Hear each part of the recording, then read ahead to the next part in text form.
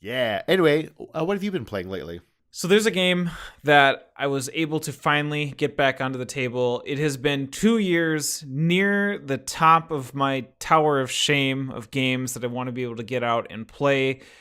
And that game is The Gallerist.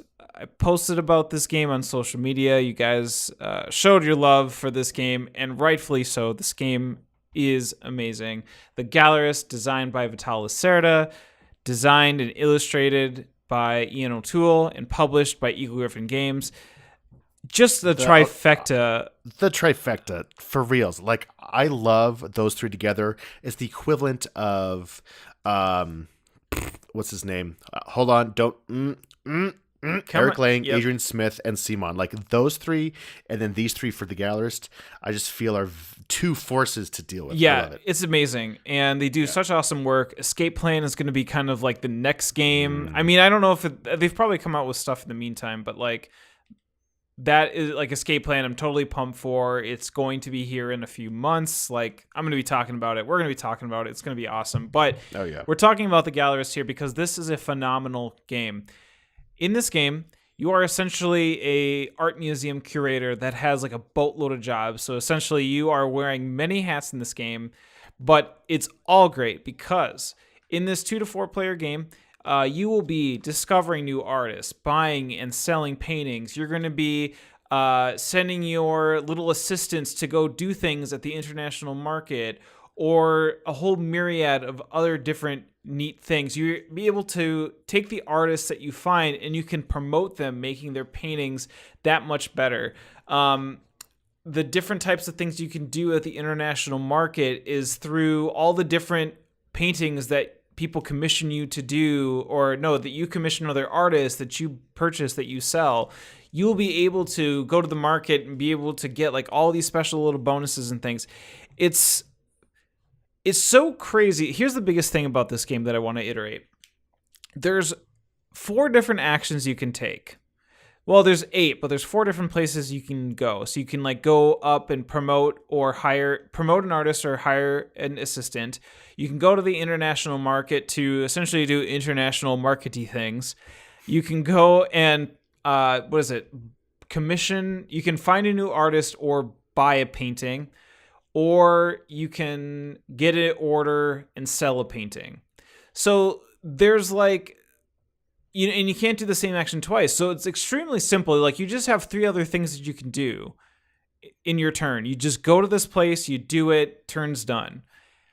But yet I don't want to say complication, but the step-by-step process in which, like, how everything unfolds and how the game plays out, like, brings this whole level of depth to the point of the Mariana Trench.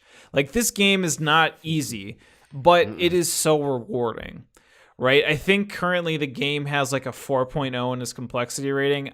Mistaken, 4.28. It's out of 5, right? Yeah.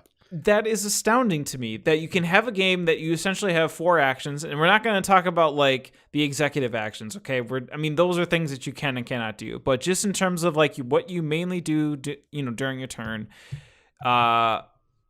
you are, it's just 1 of 4 things. And so I keep reiterating that, but whatever, that's fine. I think maybe one of the reasons why that it has such a complex rating is that as you are buying and selling things, there are little cute meeples that exist in the game. And these cute meeples are either investors, curators, or they're VIPs. And what ends up happening is that these people kind of wander, hopefully, into your like lobby and then into your gallery. And that as you buy and sell things, depending on how many people are actually in your gallery, will give you extra added bonuses that give you the money or the extra, tools in the game that you need to succeed. So always being able to get these tickets, tickets in the game are what essentially move these meeples back and forth, is extremely important. And one of the end game conditions of the game is that all the tickets need to go away. And those just, I think, get eaten up so quick as you play the game.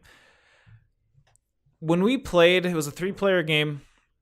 It took about probably 30, let's see, 15 minutes to set up, probably 30 minutes of explanation, and then you have like the first stumbly turns of this game where you're just like, okay, if I go here, what do I do?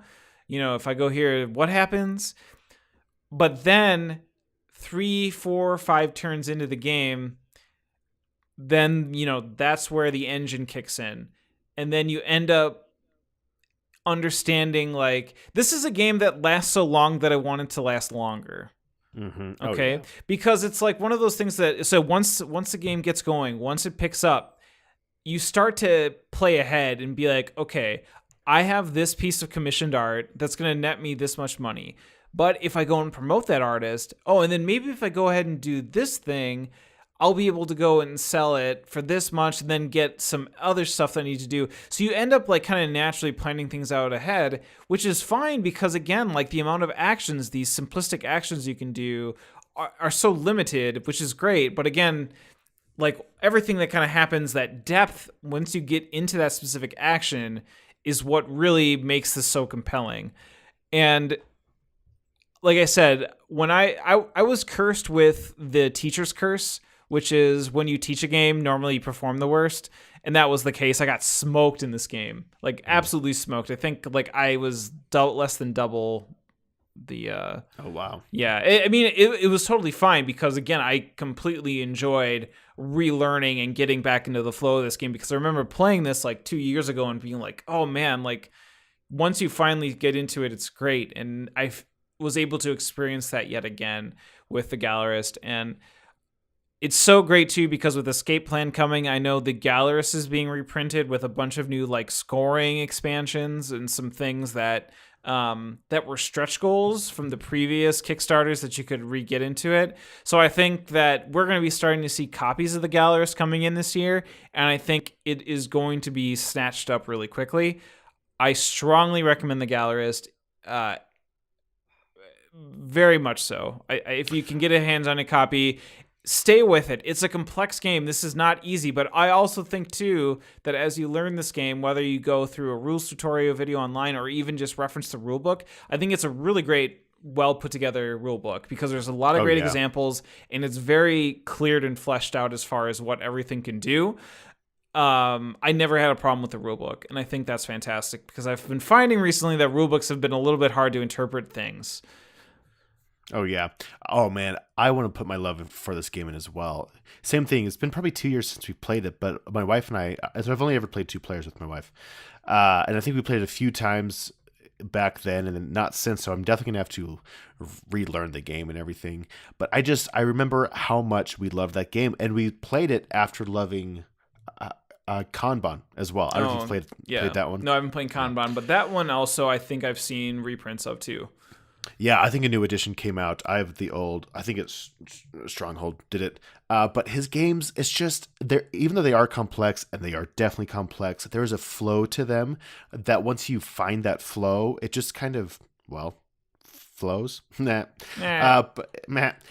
it's this is definitely a game I want to play again. And for some stupid reason, I bought Lisboa, so now I want to play that one too. Like I just cannot get away. That game, that's such a beast of a box. Like. Yeah. Lisboa is intense. Like the Gallerist it's really cool because the cover of it is like canvas paper that is like, ripped away so you can kind of see what's underneath it. And it works really well as a box, but Lisboa, I see it and it's like you're doing a gym workout because of how big that box is. It's crazy. But oh man. Okay, so one thing I do remember about the Gallerist is that it does have a great player aid. I remember that. Yep, it does. A lot of iconography. Oh, yeah, and good iconography. The one for Lisboa is a player booklet. Oh, no. So, there's like multiple pages. But I think it's the same thing where all you're doing is playing cards that have actions on them, and there's only like maybe 4 cards that have actions. It's just everything that kind of stems out from that, right? But man, yeah, I definitely want to play the Gallerist again.